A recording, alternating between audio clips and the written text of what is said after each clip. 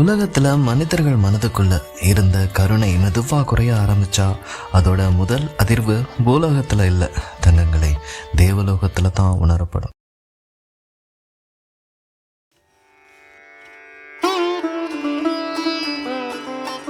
முன்னொரு காலத்திலே தேவலோகத்தில் ஒரு விசித்திரமான அமைதி வரவ ஆரம்பிச்சிருந்தது.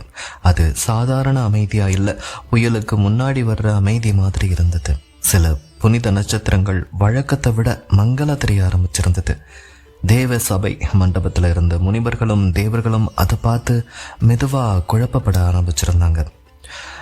இப்படி நட்சத்திர ஒளி குறைஞ்சது இதுக்கு முன்னாடி நடந்ததே இல்லையே. சிலர் அமைதியா பேசிக்கிட்டு இருந்தாங்க. அந்த நேரம் தேவசபை மண்டபத்துக்குள்ள சிவனும் மகாவிஷ்ணுவும் அமைதியா பூலோகத்தை பார்த்துக்கிட்டு இருந்தாங்க. பெரிய தங்க தூண்களும் பழமையான ஸ்பிரிச்சுவல் வால் ஹேங்கிங்களும் சூழ்ந்திருந்த அந்த மண்டபம் வழக்கம் போல பிரகாசமா இருந்தாலும் அந்த நாளோ அந்த ஒளிக்குள்ள கூட ஒரு கனமான உணர்வாக இருந்துச்சு. பூலோகத்துல மனிதர்கள் இயற்கையை மதிக்காம ஒருத்தருக்கு ஒருத்தர் உதவி செய்யாம சுயநலத்தோடு வாழ ஆரம்பிச்சிருக்காங்கன்னு தேவலோகத்துக்கே தெரிய ஆரம்பிச்சிருந்தது. சில இடங்கள்ல மரங்கள் வெட்டப்பட்டு நிலம் வறண்டு போயிருந்தது. சில ஊர்கள்ல மக்கள் தண்ணீருக்காகவே சண்டை போட ஆரம்பிச்சிருந்தாங்க. ஆனா அந்த சண்டைகளுக்குள்ள கூட யாரும் தங்களோட தவற உணர முயற்சி செய்யல. அந்த நேரம் மண்டபத்தில் தொங்கிக்கிட்டு இருந்த பெரிய பிராஸ் டெம்பிள் பெல் காத்தே இல்லாம மெதுவா அசைஞ்சது. அந்த மணி ஒலி தேவலோகம் முழுசா எதிரொலிக்க ஆரம்பிச்சது. அதே நேரம் நாரதர் கையில தம்புராவோட மெதுவா நடந்து வந்தார். சில நொடிகள் பூலோகத்தை மேலிருந்தே அமைதியா பார்த்துக்கிட்டு இருந்தார். அவர் மனசுகள்ல நிம்மதி குறையும் போது உலகத்தோட சமநிலையும் மாற ஆரம்பிக்கும் மெதுவா சொன்னார். அந்த வார்த்தைகள் தேவ சபை மண்டபத்தில் இருந்த எல்லாரையும் சில நொடிகள் அமைதியாக்குச்சு. ப்ரீவியஸ் ஃபாரஸ்ட் கோஸ்ட் ஸ்டோரியில் ரீகேப் 28 இமேஜஸ் அண்ட் ஸ்டோரியில் 92 இமேஜஸ்னு கரெக்டாக சொன்ன MP செல்ஃப் லைன்ஸ் தங்கத்துக்கு வாழ்த்துக்கள். அண்ட் எண்ணி சொல்ல ட்ரை பண்ணின ஸ்னோவைட் 23,991 தங்கத்துக்கும் ஒரு குட்டி வாழ்த்துக்கள். இந்திரன் கூட பூலோகத்தை பார்த்தபடியே மழை வர வேண்டிய இடங்கள்ல வறட்சி, அமைதி இருக்க வேண்டிய இடங்கள்ல கோபம், மனிதர்கள் ஏதோ பெரிய தவறை நோக்கி போய்கொண்டிருக்கிறார்கள் மெதுவா சொன்னாரு. ஆனா மகாவிஷ்ணு மட்டும் இன்னும் அமைதியா பூலோகத்தை பார்த்துக்கிட்டே இருந்தார்.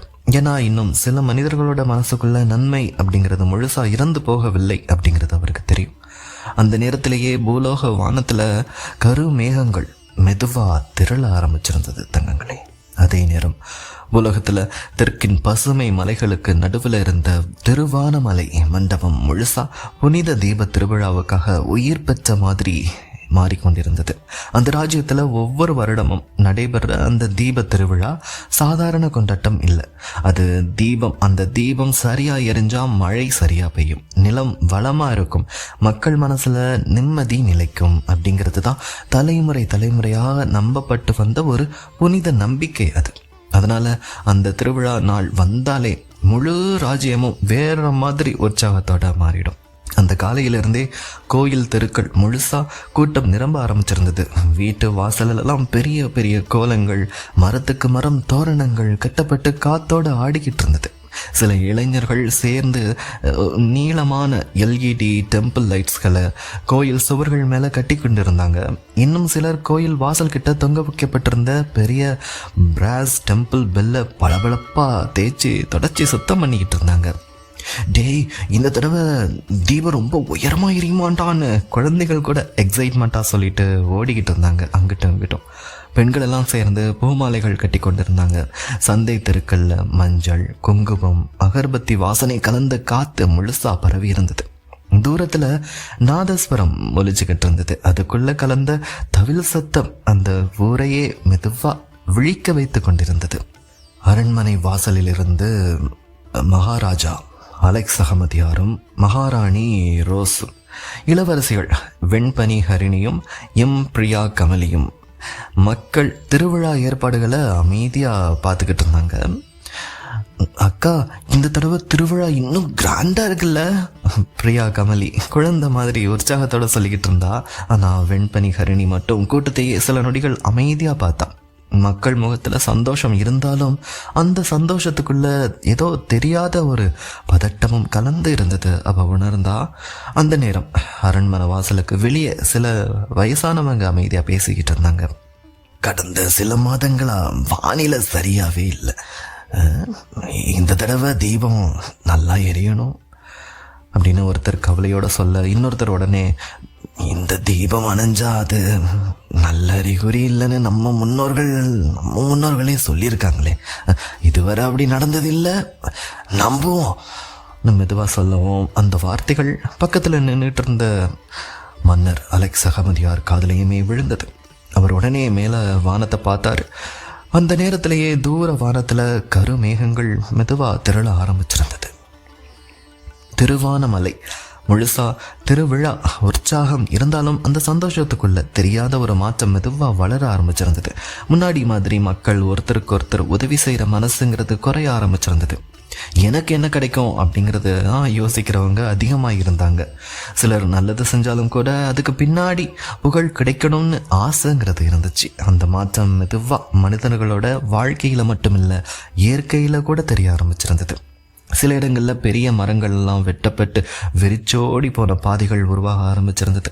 முன்னாடிலாம் பறவைகள் சத்தமாக இருந்த காடுகள் கூட இப்போது அமைதியாக வெறிச்சோடி மாறிக்கிட்டு இருந்தது. ஆத்தங்கரையில் குப்பைகள் எல்லாம் குவிய ஆரம்பிச்சிருந்தது. ஆனால் அதையெல்லாம் யாரும் பெருசாக கவனிக்கலை. இது எல்லாமே காலத்தோட அந்த மாறுற விஷயம் தானே அப்படின்னு சொல்லிட்டு மக்கள் தங்களோட வேலையவே பார்த்துக்கிட்டு போயிட்டே இருந்தாங்க. சில விவசாயிகள் கூட இந்த வருஷம் மழை சரியாக வருமா இல்லையான்னு பயப்பட ஆரம்பிச்சிருந்தாங்க. ஆனால் அந்த பயத்துக்குள்ளே கூட மக்கள் மனசில் இருந்த சுயநலம் மட்டும் குறையவே இல்லை. அதே நேரம் திருவிழா சந்தையில் சிலர் மட்டும் லாபத்துக்காக பொருட்களின் விலையை கூட உயர்த்த ஆரம்பிச்சிருந்தாங்க. கோயில் வாசல் கிட்ட தொங்க வைக்கப்பட்டிருந்த அழகான ஸ்பிரிச்சுவல் வால் ஹேங்கிங்களை பார்த்துட்டு ரசிச்சுக்கிட்டு இருந்த மக்கள் கூட்டத்துக்குள்ள கூட சில வியாபாரிகள் சண்டை போட்டுக்கிட்டு இருந்தாங்க. இந்த தடவை கூட்டம் அதிகம், இன்னும் விலை ஏற்றலாம்டா ஒருத்தன் சிரிச்சுக்கிட்டே சொல்ல, பக்கத்தில் நின்றுக்கிட்டு இருந்த வயசான வியாபாரி மட்டும் அமைதியாக தலையை குனிஞ்சாரு. திருவிழா நாளில் கூட பணம் பற்றி தான் யோசிக்கிறாங்க. அவர் வருத்தமாக முணுமுணுத்துக்கிட்டாரு. அந்த நேரம் கோவில் தெருவில் கூட்டம் அதிகமாக இருந்தது. எல்லாரும் அங்கே இங்கும் நடந்து போய்கிட்டு இருந்தாங்க. வயதான ஒரு பாட்டி கையில் பூ கூட எடுத்துக்கிட்டு மெதுவாக நடந்து போயிட்டு இருந்தா. கூட்ட நெரிசலில் யாரோ வேகமாக மோதிட்டதால அவங்க கையில் இருந்த பூக்கள் தரையில் சிதறி போச்சு. சில நொடிகள் அந்த பாட்டி கீழே குனிஞ்சு பூக்களை எடுக்க முயற்சி பண்ணிகிட்டு இருந்தா. ஒன்றா எடுத்துக்கிட்டு இருந்தா. ஆனால் சுற்றி இருந்த மக்கள் யாரும் பெருசாக கவனிக்காமல் அவங்களுடைய வேலையவே பார்த்துக்கிட்டு நடந்துட்டு போயிட்டு இருந்தாங்க. அதை தூரத்தில் இருந்து பார்த்த வெண்பனி ஹரிணி மூத்த இளவரசி சில நொடிகள் அமைதியாக நின்று போனான். முன்னாடிலாம் இதே திருவிழா நாட்டிலெல்லாம் அந்த பாட்டி கீழே குனியவே வேண்டியிருக்காது. யாராவது உடனே ஓடி வந்து உதவி செஞ்சுருப்பாங்கன்னு அவளுக்கே தோணுச்சு. திருவிழா தயாரிப்புகளும் சந்தை சுத்தங்களும் கோவில் தெருக்களில் இருந்த கூட்ட நெரிசலும் கூட முழு திருவானமலையுமே நிரப்பி கொண்டிருந்த நேரத்தில் இன்னொரு விஷயம் அந்த நாட்டுக்குள்ள மெதுவா பரவ ஆரம்பிச்சிருந்தது.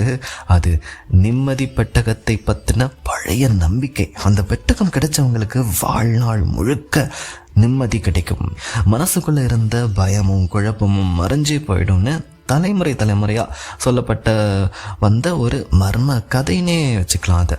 அதனால் பல வருடங்களாக அமைதியாக மறைஞ்சிட்டு இருந்த அந்த தேடல் மறுபடியும் சிலருடைய மனசுக்குள்ளே இப்போ உயிர் பெற ஆரம்பிச்சிருந்தது. சிலர் பழைய கோவில்கள் பக்கம் கிளம்ப ஆரம்பிச்சிருந்தாங்க. இன்னும் சிலர் மலை குகைகளுக்குள்ள மறைஞ்சிருக்கிற குறியீடுகளை தேடிக்கிட்டு இருந்தாங்க. இந்த தடவை க்ளூ கண்டிப்பாக கிடைச்சிடும்டா அப்படின்னு சிலர் நம்பிக்கையோட பேசிட்டு இருந்தாங்க. ஆனால் எல்லாரும் நிம்மதிக்காக மட்டும்தான் அந்த பெட்டகத்தை தேடலை. சில பேர் அதுக்குள்ள மறைஞ்சிருக்கிற சக்தியை பற்றியும் பேச ஆரம்பிச்சிருந்தாங்க. அதில் புதைகள் கூட இருக்குமாண்டா. சில பேரும் அந்த பெட்டகம் கிடைச்சவங்க வாழ்க்கையே மாறிடும் அப்படின்னு சில பேரும் அந்த சந்தை தெருக்கல்ல கூட மக்கள் மெதுவாக பேசிக்கிட்டு இருந்தாங்க. அந்த நேரம் திருவிழா சந்தையில் பழைய பொருட்கள் விற்கிற ஒரு கடை முன்னாடி கூட்டம் அதிகமாக இருந்துச்சு. அங்கே தொங்க வைக்கப்பட்டிருந்த பழமையான ஸ்பிரிச்சுவல் வால் ஹேங்கிங்ஸ் எல்லாமே செம்பு விளக்குகளையும் எல்லாத்தையுமே சிலர் ஆர்வமாக பார்த்துக்கிட்டு இருந்தாங்க. அந்த கடைக்குள்ளே இருந்த வயதான ஒரு வியாபாரி மட்டும் நிம்மதி வெளியில் தேர்ற அளவுக்கு மனுஷங்க உள்ளுக்குள்ள காலி ஆயிட்டாங்களே. மெதுவாக முணுமுணுத்துக்கு சிரிச்சுட்டே இருந்தார். ஆனால் அந்த வார்த்தையை யாருமே பெருசாக கவனிக்கவே இல்லை. அதே நேரம் திருவானமலை எல்லைப்புறத்தில் இருந்த பழைய கல் பாதையில் முத்தமிழ், நான் அமைதி, முகிலன், சரவணன் எல்லாரும் டார்ச் எடுத்துக்கிட்டு மலை பக்கம் நடந்துக்கிட்டு இருந்தாங்க. இந்த தடவை நாம் சரியான இடத்துக்கு தான் போக போகிறோன்னு முகிலன் நம்பிக்கையோட சொல்ல, சரவணன் உடனே கருநிழல் மலைக்குள்ளே இன்னும் யாரும் முழுசாக போயிருக்கலையாமே, நம்ம தான் கண்டிப்பாக உள்ள வரைக்கும் போகிறோம் மெதுவாக சொன்னான். அந்த பெயர் சொல்லப்பட்ட நொடியிலேயே, கருநிழல் மலை சொல்லப்பட்ட நொடியிலேயே அந்த குழுவுக்குள்ள சில நொடிகள் அமைதியே உருவாச்சு. மாலை மெதுவா இரவாக மாற ஆரம்பிச்சிருந்தது.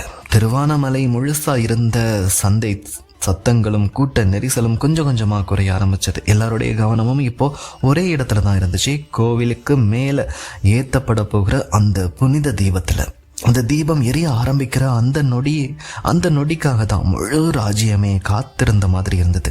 கோவில் தெருவுக்கள் முழுசா மக்கள் நிரம்பி நின்றுட்டு இருந்தாங்க. சிலர் கைகளை கூப்பிக்கிட்டு அமைதியாக பிரார்த்தனை செஞ்சுக்கிட்டு இருந்தாங்க. சில பேர் குழந்தைகள் தங்களுடைய அப்பாக்கள் தோள் மேலே துவக்கி வச்சுக்கிட்டு மேலே கோபுரத்தை காமிச்சிக்கிட்டு இருந்தாங்க, பார்த்துக்கிட்டு இருந்தாங்க. கோவில் சுவர்களில் கட்டப்பட்டிருந்த நீளமான எல்இடி டெம்பிள் லேம்ப் எல்லாமே ஒன்றுக்கு பின்னால் ஒன்று ஒளிர ஆரம்பித்தது. அந்த வெளிச்சத்தில் முழு கோவிலுமே பொன்னால் கட்டின மாதிரி பிரகாசமாக தெரிய ஆரம்பிச்சது. தங்கத்தால் கட்டின மாதிரி பிரகாசமாக எரிய ஆரம்பிச்சது. காற்றோடு சேர்ந்து அகர்பத்தி வாசனைகள், பூ வாசனைகள் எல்லாமே பரவிக்கிட்டு இருந்துச்சு. தூரத்தில் நாதஸ்வரம் ஒலிக்க அதுக்குள் கலந்த தவில் சத்தம் மக்கள் மனசுக்குள்ள இருந்த எதிர்பார்ப்பை இன்னும் அதிகப்படுத்திக்கிட்டே இருந்துச்சு. அரண்மனை வாசலுக்கிட்ட நின்றுட்டு இருந்த அலெக்ஸ் அகமதியாரும் ரோஸும் வெண்பனி ஹரிணியும் பிரியா கமலியும் அந்த நிகழ்வை அமைதியாக பார்த்துக்கிட்டு இருந்தாங்க. இந்த தடவை எல்லாமே நல்லபடியாக நடக்கணும் ரோஸ் மகாராணி மெதுவாக சொல்ல, அலெக்ஸ் அகமதியார் மட்டும் மேலே வானத்தை பார்த்தாரு. ஏன்னா சில நிமிஷங்களாக காற்று வழக்கத்தை விட ரொம்ப கொஞ்சம் குளிர்ச்சியாக மாற ஆரம்பிச்சிருந்தது. தெய்வீக காலங்கள் இந்த கதை உங்களுக்கு பிடிச்சிருக்கு அப்படின்னா லைக் பண்ணுங்கள், உங்கள் கருத்துக்களை கீழே கமெண்ட் பண்ணுங்கள், சப்ஸ்கிரைப் டு கதையின் மடியில். இந்த வீடியோக்கு ஒரு ஹைப் கொடுங்க, எல்லாருக்குமே ரீச் ஆகட்டும். இந்த கதையின் தொடர்ச்சி அடுத்த வாரம் வியாழக்கிழமை இரவு 8 மணிக்கு. நன்றி.